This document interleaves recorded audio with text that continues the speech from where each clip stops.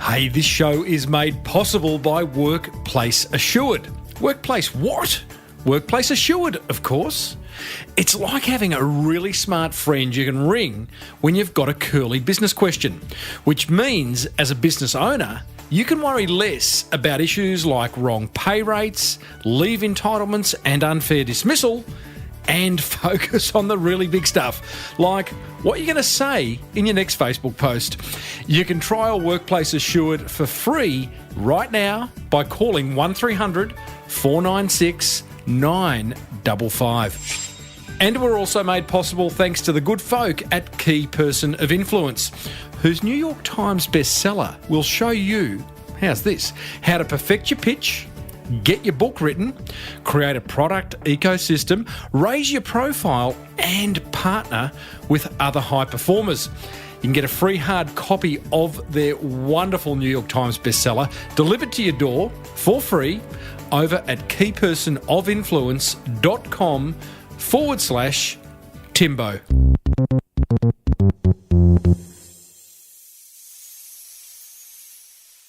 Now, I don't want to send you on a guilt trip, but how long have you been listening to this show? And how many ideas have you actually implemented? Actually, scrap that question. It'll only end in tears. If it makes you feel any better, though, I consume far more information than I implement. That's why I'm so excited about today's guest. He's been listening to this show for 3 years. He's implemented a bucket load of ideas and as a result has grown a rather large business. Let's go and find out how he's done it. Well, I said, welcome to a small business marketing show where successful small business owners share their souls to take your marketing straight to the lead. Now, here's your host, Mr. Timbo Reid. And welcome back to another episode of Australia's #1 marketing show. I'm your host, Timbo Reid. But you, right there, walking the dog, driving to work, working out at the gym, you're a motivated business owner and you are ready to crank out some great marketing to build that beautiful business of yours into the empire it deserves to be. If this is your first time round, welcome. If it's your 348th time round, because that's what episode this is, welcome back. And thanks for sticking around for all those years. As per usual, big show today. Long-time listener, Jonathan Brown, Dr. Jonathan Brown, actually, of the CitySkin Cosmetic Clinic joins us to explain the rather large impact this show has had on growing his business. He's actually going to walk us through 9 big ideas he's taken from listening to this show and implemented to create an award-winning business. I also share another low-cost marketing idea in that wonderful segment, What Have You Got to Lose? Today's idea will show you how to grow your influence within your industry. And we go back into the small business big marketing vault, revisiting a bit of a marketing hero of mine, Jay Bayer, who explained why it's so important to hug your haters and how to do it. Oh, team, as per usual, there is marketing GOLD. Yes, there is. Dripping from the ceiling over here at Small Business Big Marketing's HQ. So let's get stuck right in. What have you got to lose? Oh yeah, it is that time already. Let's kick things off with one simple yet effective marketing idea that you can implement right now. If you choose to, wait till the end of the show though. An idea that's not going to cost you a fortune, if anything, and that might just generate you more awareness, more inquiry, and more sales. Today's idea, guys, is about helping you build your authority, your industry authority, by creating your very own LinkedIn group. If you want to establish yourself as an industry influencer and connect with more business contacts, who doesn't, a great thing you can do is create a LinkedIn group around a particular topic that relates to your business or industry. Doing so will not only enable you to lead the discussion on important topics, but it will give you great insights into what your tribe are thinking and also be the source of great content for future blogs and podcasts. You're thinking of podcasting, right? So, here's my 3 steps to creating your very own LinkedIn group. And they're pretty simple. Step 1, pick a topic that is relevant to your industry and that you'd love to discuss regularly with others. That's simple. Step 2, head over to LinkedIn and create a group. I'm going to put a link in the notes that'll show you exactly how to do that. Step 3, invite all your LinkedIn contacts, clients, and suppliers to join the group. That's easy. And here's the pro tip.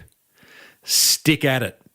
You see, in the first few days, weeks, maybe even months, it may feel like you're moderating a ghost town, but just keep posting interesting questions, opinions, and content, and I promise at some point your LinkedIn group will develop a life of its own. I experienced this as I built the Small Business Big Marketing Club, and now it's humming. As always, there will be links in the show notes to any resources over at smallbusinessbigmarketing.com/348 that'll help you bring this idea to life, including 2 articles on how to create awesome LinkedIn groups. And as usual, if you'd like help implementing any of the ideas I share in this segment, go ahead and join the Small Business Big Marketing Club over at smallbusinessbigmarketing.com, where I will personally support you on your marketing journey. So, what have you got to lose? Hey, before we hear from a long-time listener who's built a rather large cosmetic clinic thanks to 9 ideas he's implemented from this show, I'd love to tell you about a service that will help you, the motivated small business owner, sleep more soundly, knowing that all your HR problems are under control.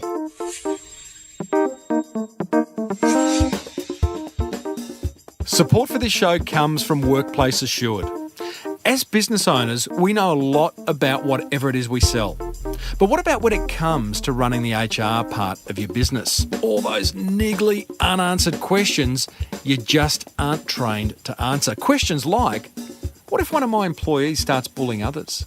What if an employee gets blind drunk and abusive at a social gathering? Or how do I cancel an underperforming supplier's contract? Oh, the pain. Well, listen, it doesn't have to be that way.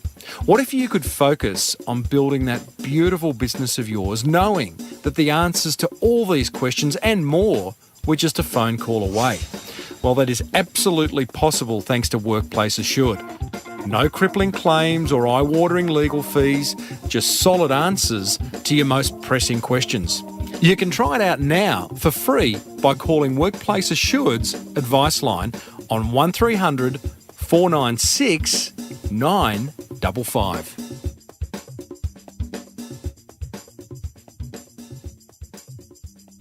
Coming up after this interview, I share my top 3 attention grabbers, but first, check out this message I received recently via LinkedIn. It goes like this. Hey, Tim. I've been listening to your podcast for the past 3 years, and it has transformed my business. Oh, hello. I've gone from being a full-time GP to an award-winning website designer and director of CitySkin Clinic with a rather large turnover, and it is quite large. I can't reveal how much, but it's large. He goes on to say, I have listened to your podcast and taken action. I have built the CitySkin website from scratch and it now contains a PhD's worth of information on all aspects of cosmetic treatments. We are now seen by patients as trusted information providers. And guys, I'm talking to you right now. You all should be seen as trusted information providers no matter what you do. Back to this LinkedIn message. The website contains videos, interesting articles, and easy-to-read guides to cosmetic treatments. This, combined with raving reviews, has meant that we are fully booked out week after week in 3 locations.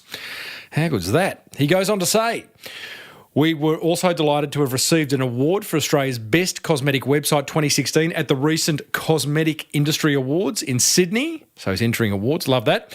As a thank you, this is the bribe part. I got bribed here. As a thank you, I thought I'd send you a gift for all the hard work that you put into the podcast. It keeps me inspired every week, so thank you. Here's a gift voucher that you can use to buy yourself something nice to drink. I didn't want a bottle to smash in the post. Good on you. And I did exactly that. If you ever want someone to talk firsthand, I like this part. If you ever want someone to talk firsthand on the podcast about how your advice helped their business flourish, then feel free to get in touch. See, I like that. It's an idea I've talked about on the show previously. Ask for interviews, get interviews on podcasts, on YouTube channels, in above-the-line media, all that stuff. He signs off, all the best, Dr. Jonathan Brown, cityskin.com.au. So, I did exactly that. I did contact the good doctor and asked him what ideas he implemented and how he managed to do it. And here's what he had to say. All right, well, here we go. I've hit record. And welcome to the Small Business Big Marketing Show. Oh, thanks for having me. Now, Jonathan, before I get you to explain what CitySkin is all about, what are you just unbelievably good at? Oh, that's a hard question. I was expecting a curveball. I think I've got a lot of energy. That's probably what I've got going for me. I've got a lot of energy and a lot of enthusiasm, which has carried me through a lot of things in life. How do you harness that energy so that it points you in the right direction and stops you from bouncing off walls? I think that's a good question. I think I've learned over time. I think my fiance has been very good at sort of channeling that energy, really, because I think energy is can be a really good thing, but if it's unfocused and just relentless energy, then it can just be a bit of a distraction. But I think I've learned over time to be focused on one task at a time, and that really means that the energy is put into that task rather than being distracted by a lot of things. Are you one of these blokes who gets excited by bright, shiny objects, a new gadget or a new way of doing things? I'm a bit of a techie. I've always been a bit of a sort of computer geek, so I am a little bit excited by gadgets and technology, but. I've just moved home though, so I'm trying to declutter. So I'm trying to sort of buy less shiny stuff. Really, I'm trying to sort of declutter my life. Really, so good luck with that. Hey, now let's talk about this wonderful, wonderful marketing case study of CitySkin, which is your business. Now you're a GP. Prior to starting CitySkin, I'm going to do that a couple of times. CitySkin in 2010, you're a GP. What led you to sort of niche down into into starting a cosmetic clinic? Yeah, well, as you can guess by my accent, I'm from the UK originally. So I did all my training in Southampton Uni, then came over here about 8 years ago. I came to Australia. So I started working in Point Cook in Melbourne's West. And they set up a Botox clinic there. And I thought, go along and go and have a look and see what it's all about. And it really sort of sparked my interest. And I thought, my best subject at school was actually art. And I thought it would really, really nicely sort of tie in that kind of artistic flair with the medical knowledge. So I did the training with the company Allergan, and then just went for it. Really, I put a message out on through Twitter, saying, doctor starting up a new clinic who's interested, and we've got some volunteers to come along and give it a go. So and it really went from there. So that was the start. Goodness me. So going into something like cosmetic, it's not surgery. What is it? It's cosmetic. It's cosmetic medicine, really. What's it called? Say that again. Cosmetic medicine. Cosmetic medicine. So I'm a cosmetic physician. So I'm a doctor with who does cosmetics. You've also got cosmetic surgeons, and you've got plastic surgeons. So the whole landscape's quite confusing. But so cosmetic medicine is it GP sounds such an exciting job because you're covering everything and you don't know what's walking in next. Yeah. Tell me if I'm wrong here, and I'm digressing a little bit, but I am interested. Does it not become boring when you're just responsible for, and I'm dumbing it down here, Doc, so excuse me, just giving people Botox? No, I know what you mean, and I think a couple of friends have said, just that they, probably don't sort of respect, the cosmetic side of things that I do as much as as the general practice side. But I think being a GP is exhausting. It really is. I can imagine. Hard work. You're seeing 30 patients, a day in the clinic. And the thing is, you have to have your game face on every single time. So, imagine... Because your game face now would be beautiful, mate. You'd look 20 years younger. Yeah, absolutely. But imagine you're going, you're going to see your GP at 5 in the evening. They've run 10 or 15-minute appointments. You've seen 30 patients every day. Throughout the day. Throughout the day. Every patient you see, you have to sort of focus and have your game face on, because you can't go into the GP who's yawning, and it's exhausting. It's really hard work. So for me, I find it's a nice creative outlet. So at the moment, I'm doing 2.5 days a week of GP and a couple of days of cosmetics, really. So so it's nice to have a bit of a balance. So I think I'll always keep the GP going, just because that's my trade, And yes. I think my mum would never forgive me, I think, if I gave it up as well. So, so you build CitySkin up to, you've got 3 clinics now, Kew, Hampton and Armidale. You've chosen 3 of the wonderful Melbourne, leafy suburbs of Melbourne, and you've got that going. And I'm chuffed to have received an email from you saying you've been listening to this show for the last 3 years and applied a whole lot of learnings to grow it to where it is today. Don't let me put words into your mouth, Doc, but just wrap some numbers, or whatever you can, because I know you've got some news for us hot off the press that may stop you from telling us too much about the size of CitySkin, but tell us where it's at the moment. So we've been growing for the last since we opened, really. I started 6 years ago, and I was in a tiny little sort of back room in Flinders Lane next to a dumpling house, and that was what I was seeing. I was probably seeing 3 patients a week at best, really. And now we're projected probably to see about 3,000 patients this year, really. Wow. So it's really grown. So we've hold that thought. Seeing 3 patients a week sitting next door to a dumpling house, was there a point where you've gone, gee, that GP thing of 30 patients a day was pretty good?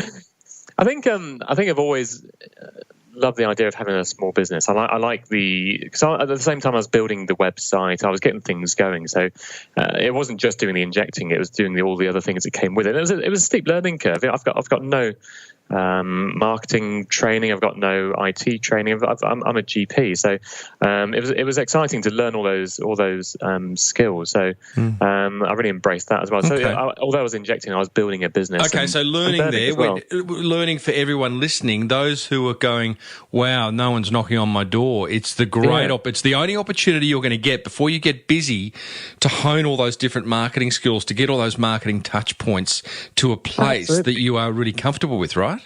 Absolutely, and you start from scratch. You try things out from the start. And things eventually, they seem to fall into place, and then I've just built on it from there, really. Love it. So you got 3,000. You said 3,000 patients a year now. Yeah, and so we've been growing about just over 30% growth in the appointments for the last since we opened, really. So year on year, so just growing and growing.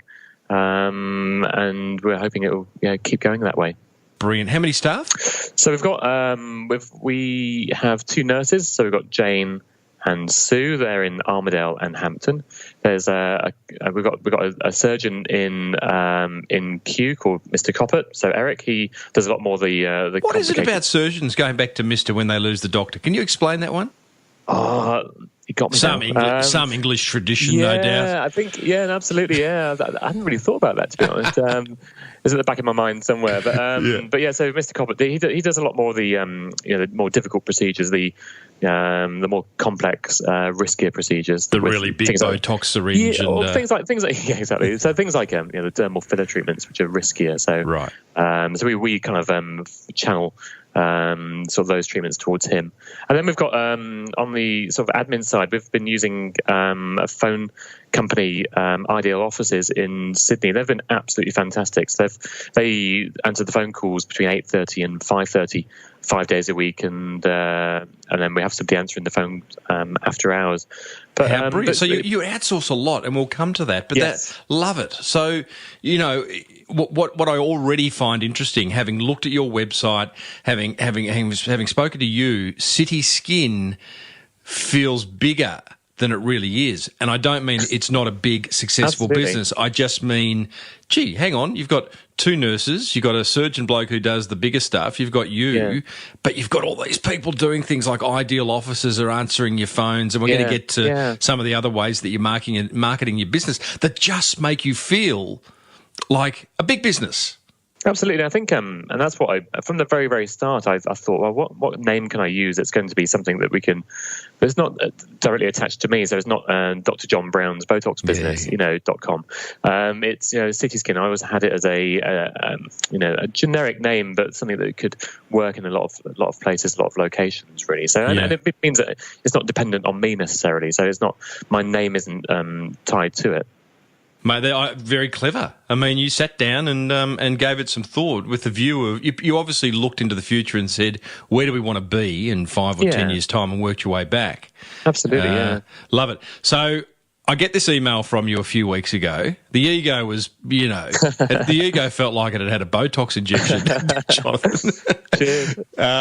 Which basically said, "Hey, listen, I've been listening to your show for 3 years. Thank you. Here's a bribe to go and buy some alcohol. So thank you for that. And you've been applying what you've been learning, and I want to work through, because you've sent me a list of points of the things that you have learnt from the show, and have applied, which."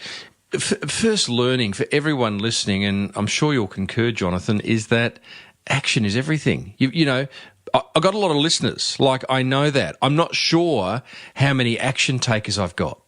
And I think it's quite, what I've been through can be maybe inspiring for other small businesses out there. As I said before, I've got no business or marketing background, but I've managed to make this work, and it's something that other people could do, whether it doesn't matter what industry you're in.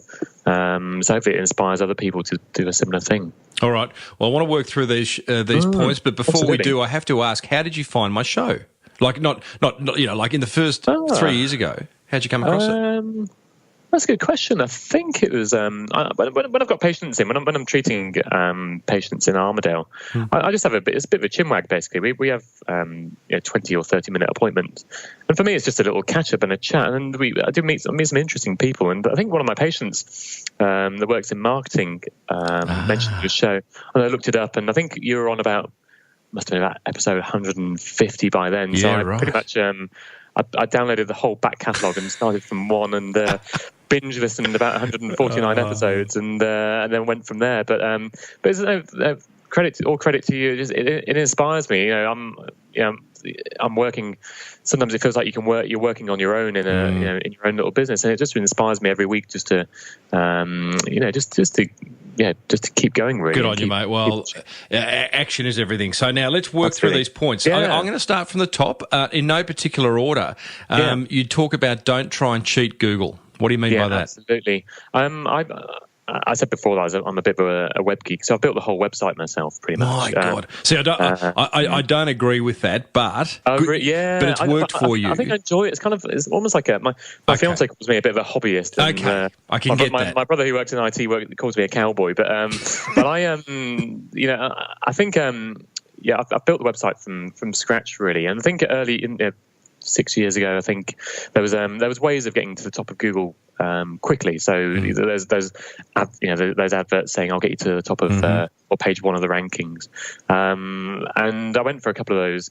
I think I went for those offers a few years ago, and you see your rankings going up, and then you plummet like a stone. So I think now Google is so clever; it really you just can't cheat it. And those having cheap backlinks, buying cheap backlinks, things like that don't work. Google's far cleverer than we are now. So they said it in a press release 18 months ago. They've done many updates to their algorithm, but a major update was called Hummingbird. And the Hummingbird update, in the press release, Google said, we want relevant, unique, helpful content produced regularly. Absolutely. That's it? Absolutely, and there's no cheating here. There's no quick fix, really. I think.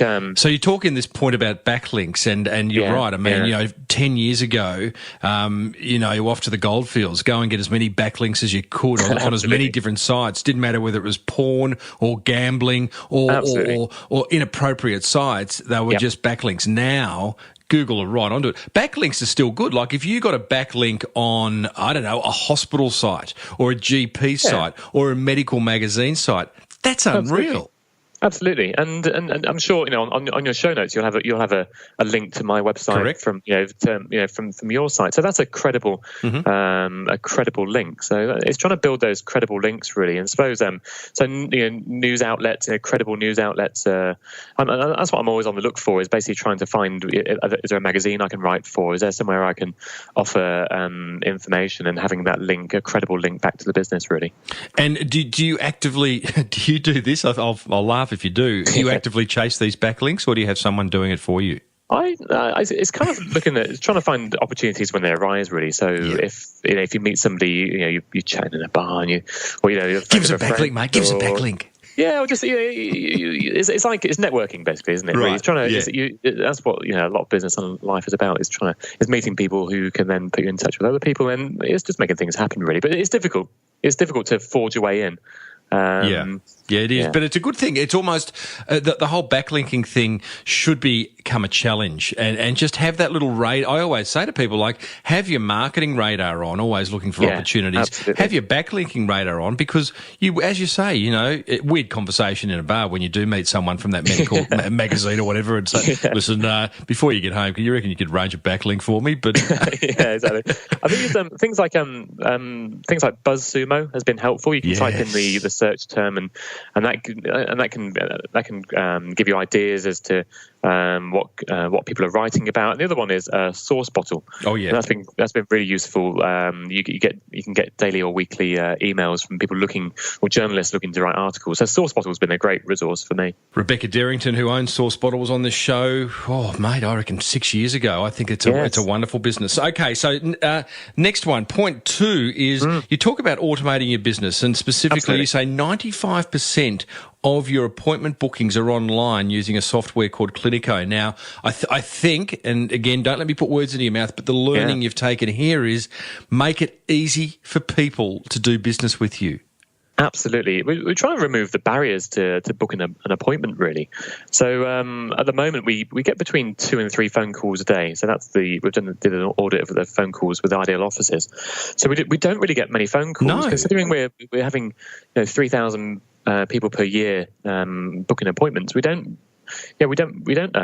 receive phone calls. So the whole idea is if we can automate and systemize everything, it means we want people to come to the website, and once they're on the website, they can find out what they need to find out, and then they can book their appointment and they can change it themselves. The Clinico system has been absolutely fantastic. So Clinico is set up.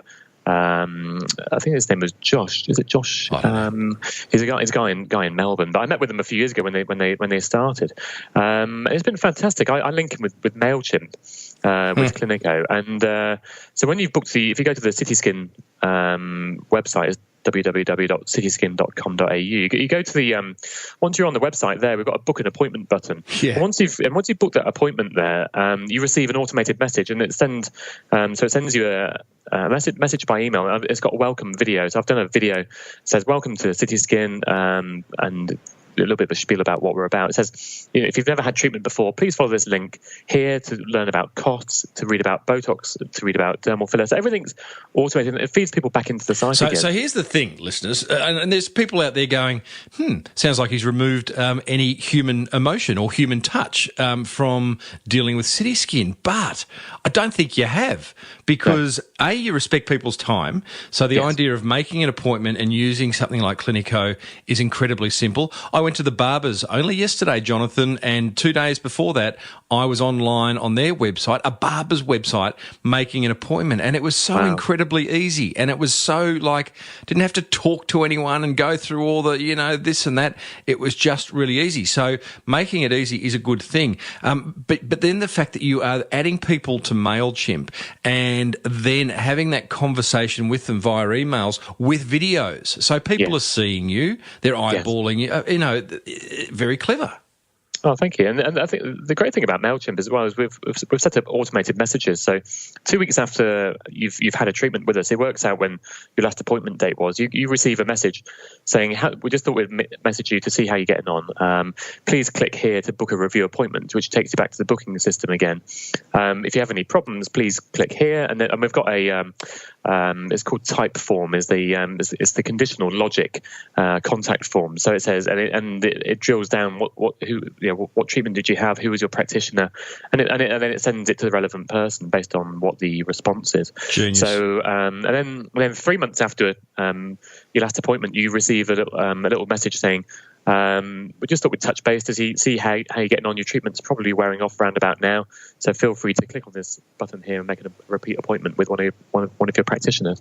What's interesting too is in the top right-hand corner of your website, you have a 1-800 number. So it's not as if you're saying, hey, there are some businesses who just, for whatever reason, don't want to accept calls. You're happy to accept calls, but you're making it so easy for people to go through the process. Mate, I love it. Step 3, or not step 3, but idea 3, or whatever we're going to call it, is the power and potential of review sites to create trust. I'm guessing this might have come from an interview I did with the guy from Yelp.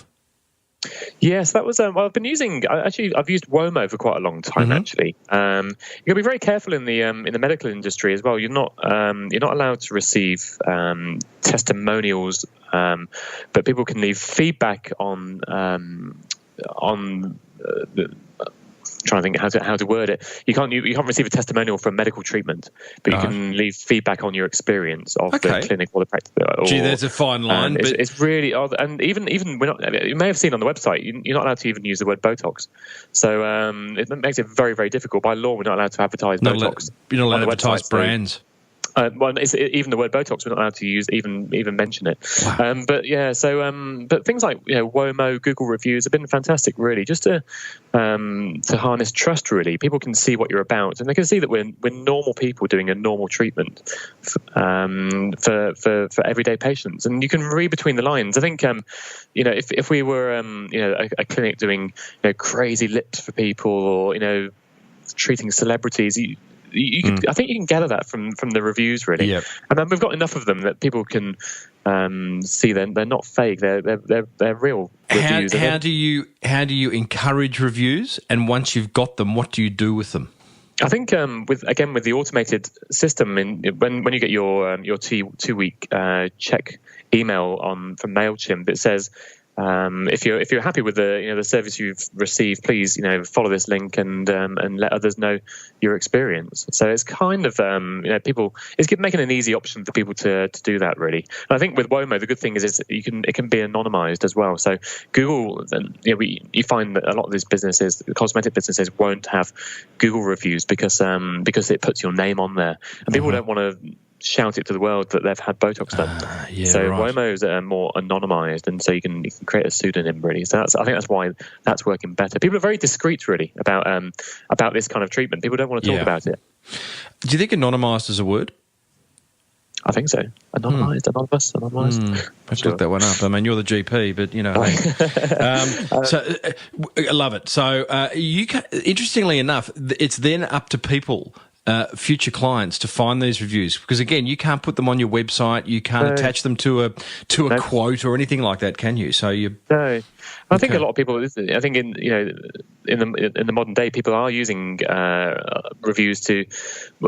I think trust comes from reviews. I think it comes from having a good-looking website, and I think friends and family. People, the recommendations are absolutely fantastic. So a lot of our patients come through recommendations. Well, yeah, absolutely. And we also talk about word. You talk about word of mouth. We also talk about word of mouse, which is you can't. I don't think it'd be so effective to you because again, someone's not going to race home and tell me maybe they do put on their Facebook. Dr. Jonathan's just given me the greatest Botox injection ever. Check these lips out. Exactly. Most people are very discreet about it. Yeah. We did a survey about 2 years ago, and we asked, who do you tell about your treatment? And we found out that no one. 71% of people tell their best friend. Right. 62% tell their family, and only 63% of people tell their partner. So a good 37% of people don't even tell their partner they're getting it done. So people are treated. People are having it done. I'm going to guess that'll change, and that's 2 years ago. Probably it's just becoming more accepted, isn't it? It's changed. We actually did the survey 5 years ago, and it's increased quite dramatically from 5 years ago. People are becoming more open. It's they talk about being the Instagram generation, and we found that in the 20 to 29 age group, 100% of people told their best friend, but in the 50 to 59 age group, only 45% of people told their best friend. So things are changing. People are becoming, the younger generation are becoming more vocal. Righto. Next one is know your limits. And I find this really interesting. You go on to say you enjoy content writing, making videos, writing some code, but I'm not a graphic designer. So you do a lot of stuff that kind of goes against me saying, your cost per hour would be high. Yes. You could pay someone to write code or to write content, to edit videos for a significantly smaller amount than you make per hour as a GP or a cosmetic medicine person. So it's a hobby, right? It is. I think that's a good way of looking at it. I think it is. The amount of time I've put in. I think there's a PhD's worth of information on the website. So I must be about 80,000 words on there. Wow. So it's taken time and not a labour of love, but I really enjoy it. I find it quite relaxing. What's it look like? Do you get home at night and instead of watching the next series of Game of Thrones, or you'd probably be watching Beverly Hills Housewives or something? Her lips are quite weird. Or go tell me about it. I think I try and get up in the morning. I set my alarm. I get up, I make my coffee, and I sit down and say, right, I'm gonna go on BuzzSumo. What are people talking about? And I think from an article generation point of view, I ask ideal offices and to write down the inquiries that they get. Jeez. And I use that plus the emails that we get to say, right, is there a question on the website that I've been asked by either on the phone or an email that we haven't answered? And if there's a question there, I will take that and make that into an article. And I'm using I've moved to WordPress from Joomla. Good move. It was the best thing ever. And thanks to a chap called Peter Mead, who's been absolutely fantastic with migrating over. It took me about 200 hours to unravel all the mess of Joomla to put it onto WordPress, but now it's there. Any listeners out there, if you're going to build a website, build it in a nice, organised way, and do it right from the start. Otherwise, you're going to be unraveling things. Correct. But so you do all this stuff. What do you outsource? You say you don't you're not a graphic designer, so you outsource. So the logo was paid for professionally. So we had somebody come in and make a logo. I like it, mate. It's got that 80s sort of flamingo swan thing happening. It's in an apricot-y colour, exactly. But it's a modern 80s logo, I would say. It's swan is a transformation. It's subtle. It's trying to, and all the colours that I picked on the website they are feminine colours. 85% of our patients are female, so the average age is 41. Right. 85% female, so it's kind of, again, from a marketing perspective, and making it sort of approachable for that market, really. But yeah, so the logo I outsourced, but I think I've learned to know where my limits are, and saying I know that I can write content, I know I can build the website, and some of the video editing I've outsourced now. Thank God. Oh, no, it's just labour intensive. But I think it's taking that step and trusting somebody else. I think when it's your baby, when you've started it from scratch, it's hard to let go a little bit, but it's learning to let go and to trust somebody else to do that for me. Listeners, I'm talking to Dr. Jonathan Brown, who is the founder and owner of CitySkin Cosmetic Clinic and a long-time listener of this show, and he has actually applied what we talk about, what we have spoken about on this show for the last 7 years, which I absolutely love. Now, this one, Doc, I love. You talk about there being a PhD of content on the site, 80,000 words plus. Again, I just want to explain something to listeners. Google index your website often.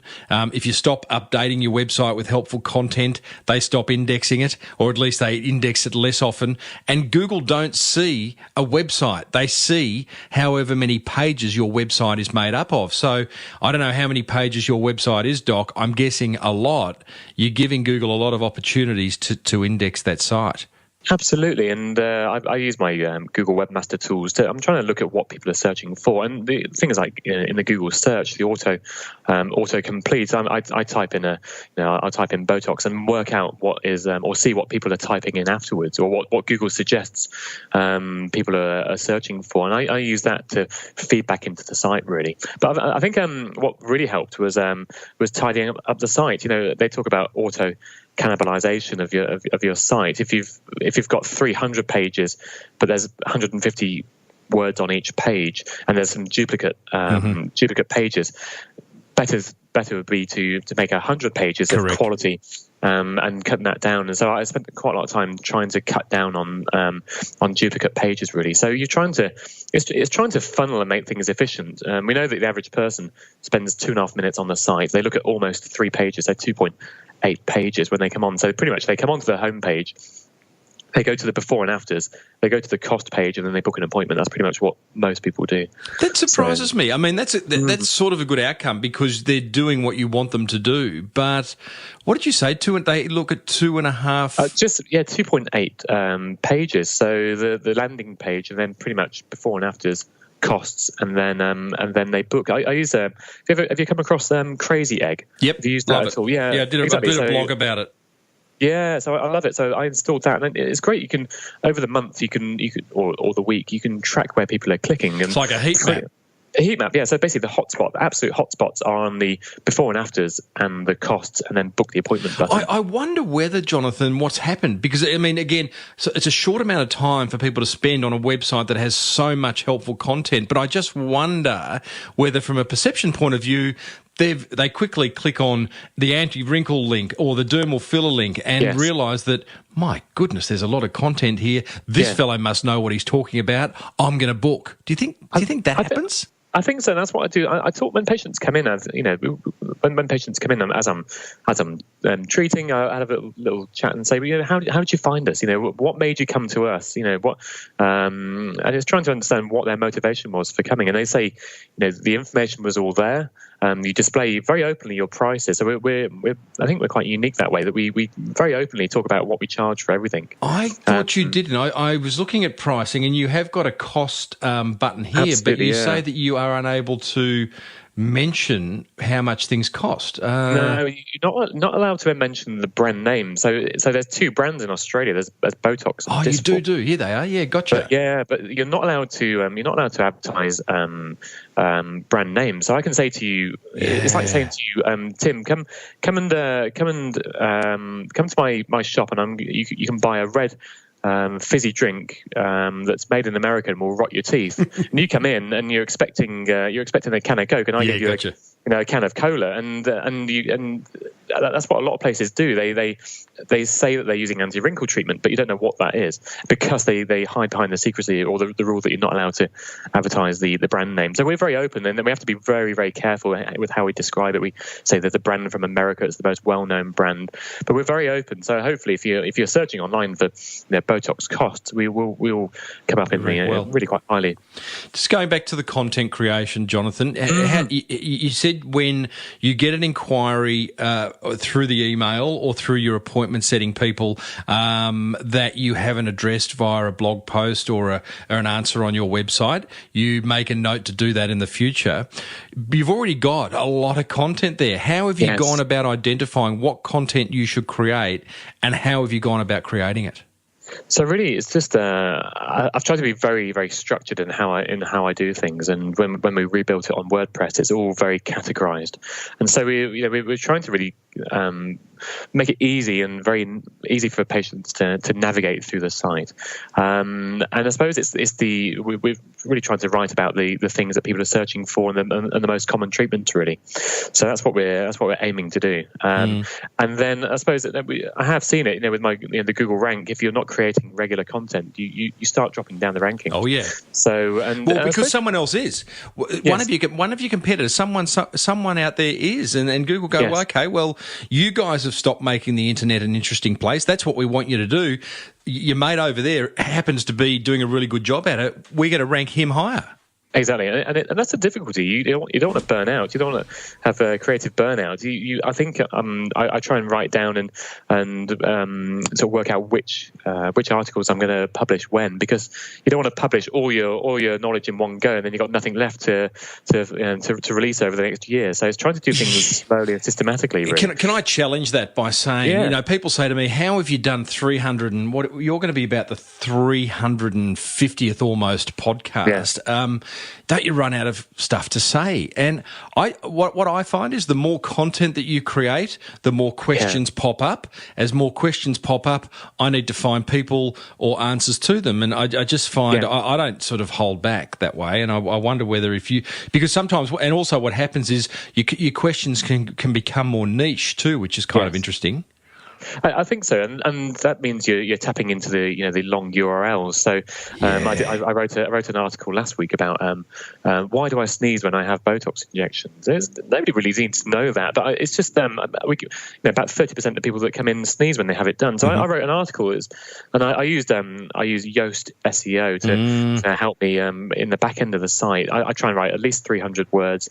I use all the heading tags, but I wrote an article on why do I sneeze when I have Botox. It was good for me to learn about it as well. But then I publish it, and if anybody ever types that in online, that means we will rank really quite highly because we've written about it.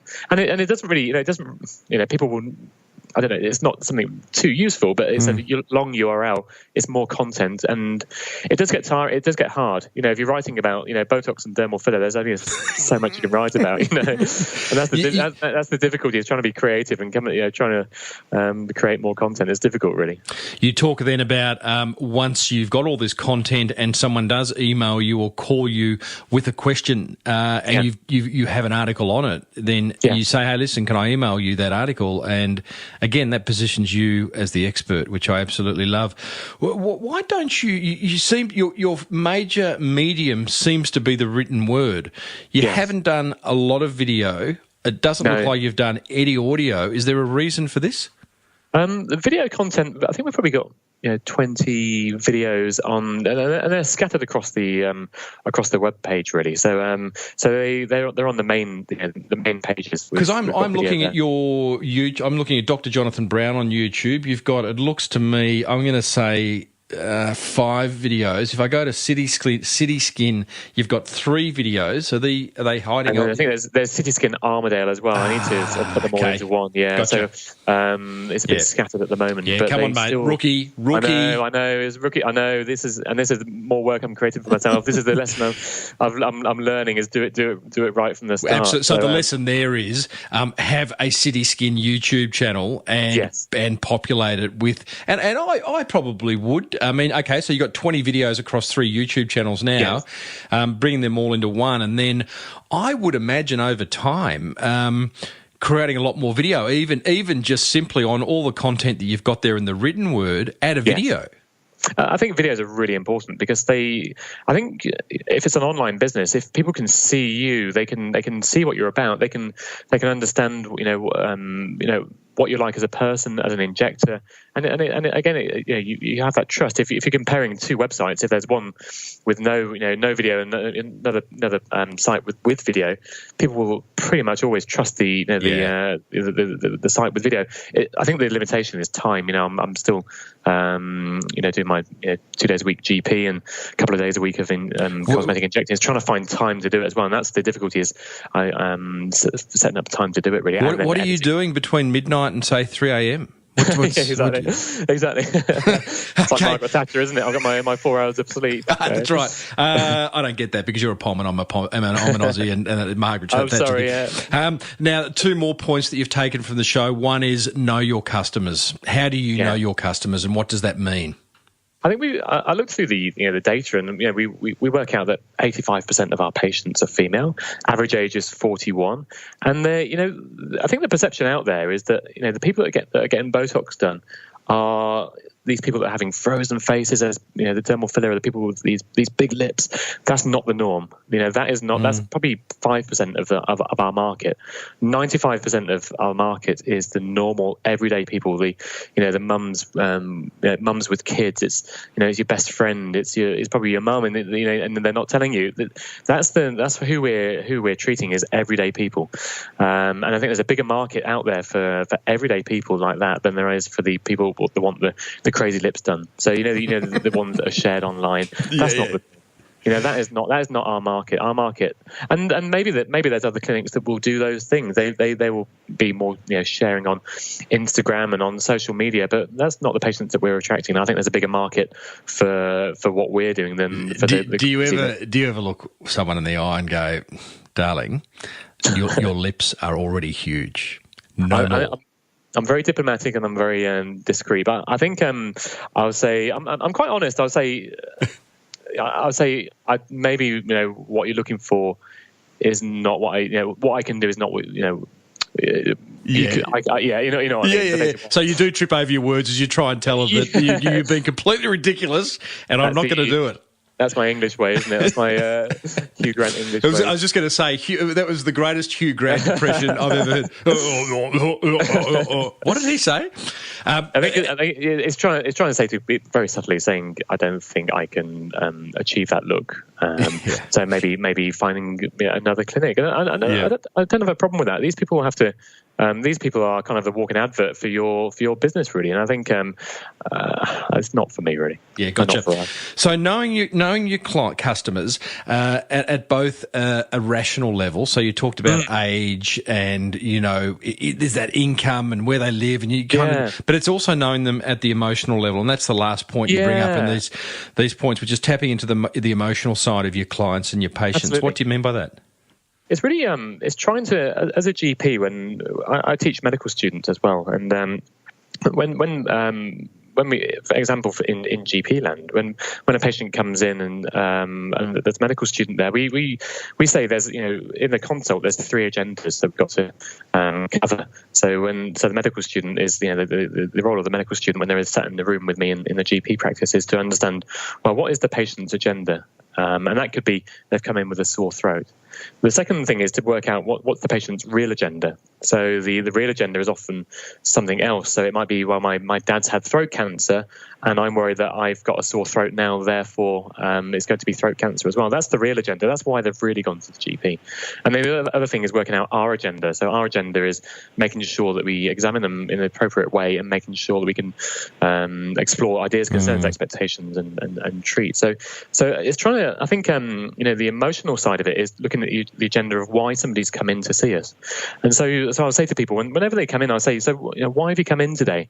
And they'll say, well, I want to get rid of my forehead lines. And then I'll say, well, okay, what's the real? Is there a real reason behind it? What's the real reason you've come here?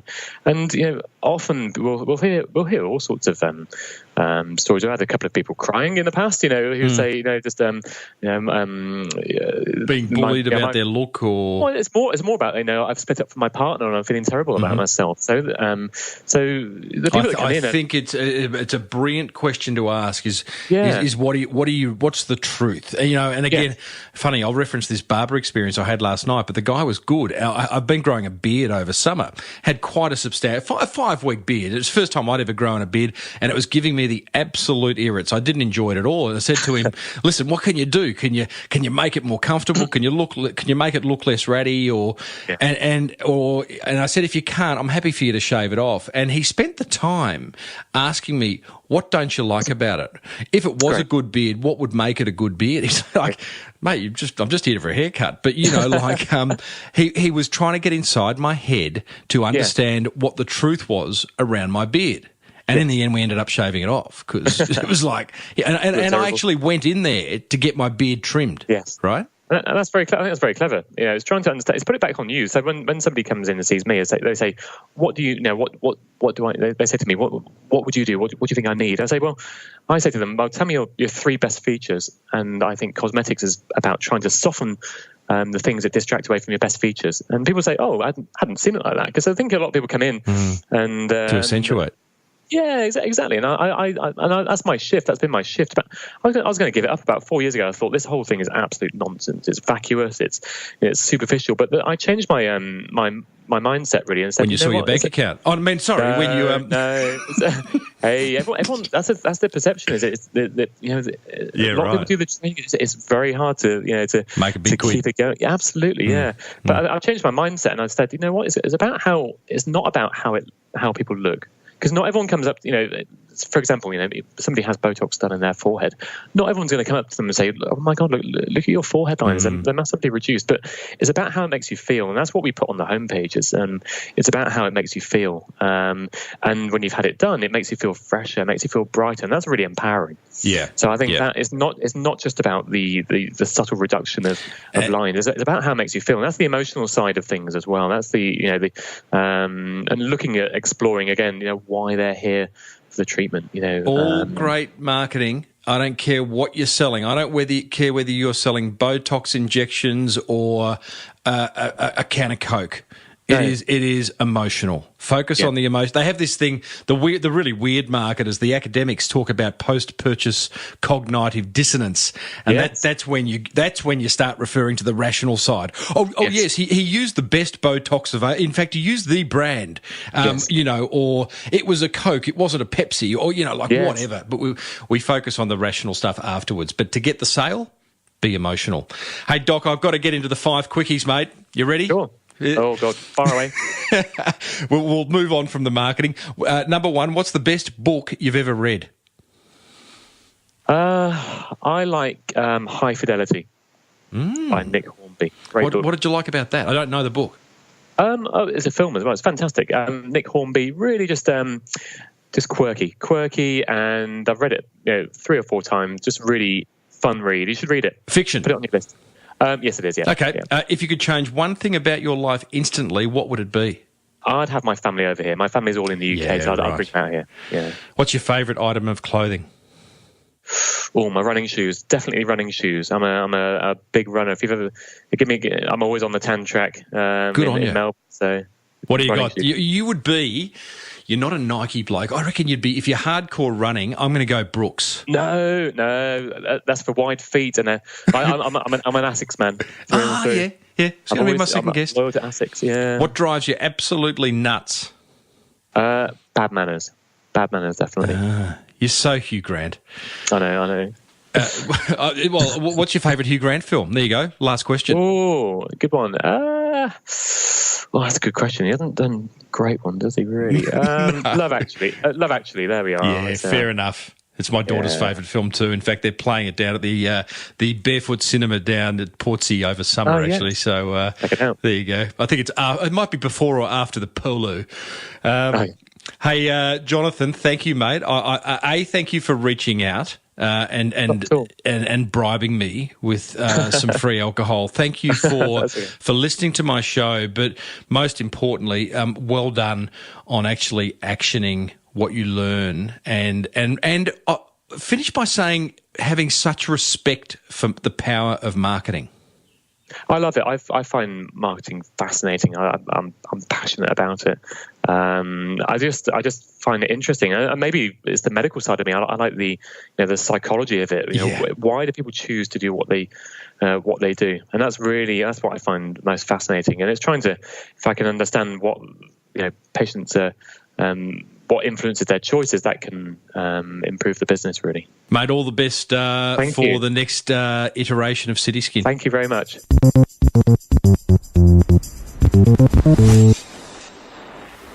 Woo!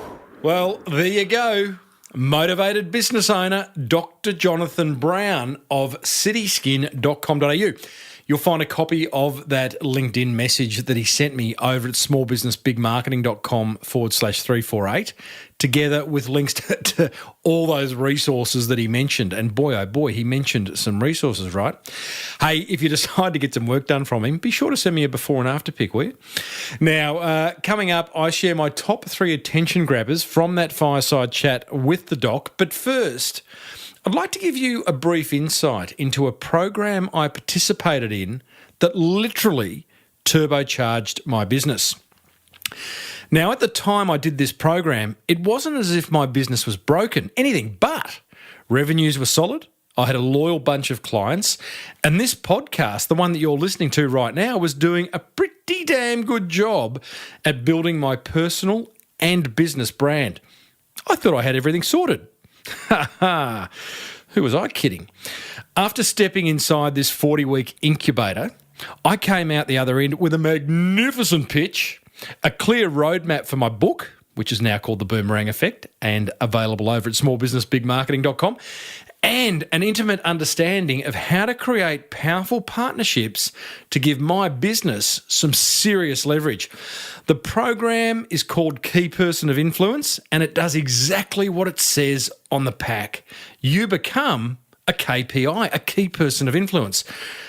But if 40 weeks inside an incubator sounds way too Blade Runner-esque, then at the very, very least, have a hard copy of their New York Times bestseller delivered to your door for free by going over to keypersonofinfluence.com/Timbo. Highly recommended read. But only if you want to be more visible, valued, and connected in your industry.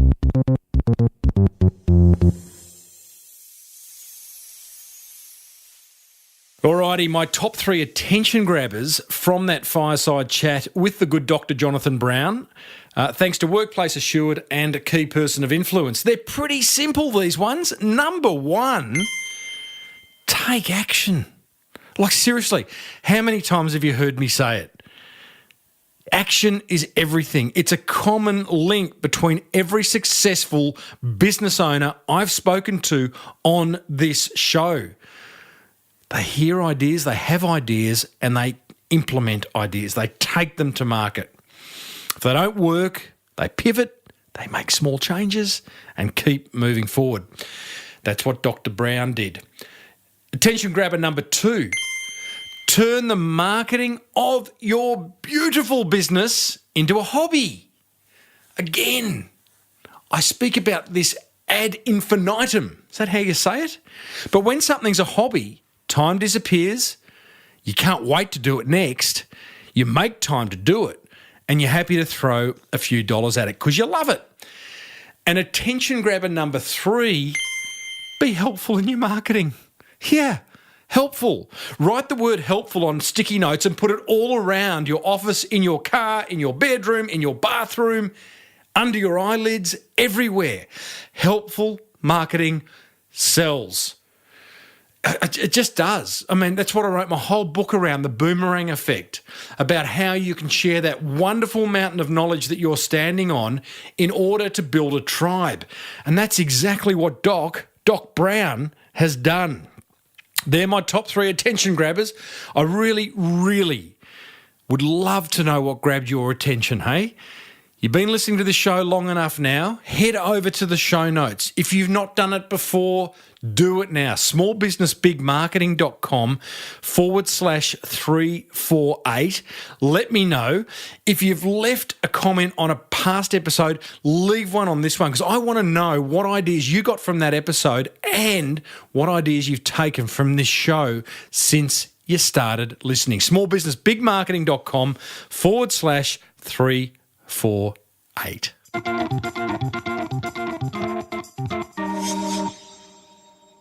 Whew. Okay.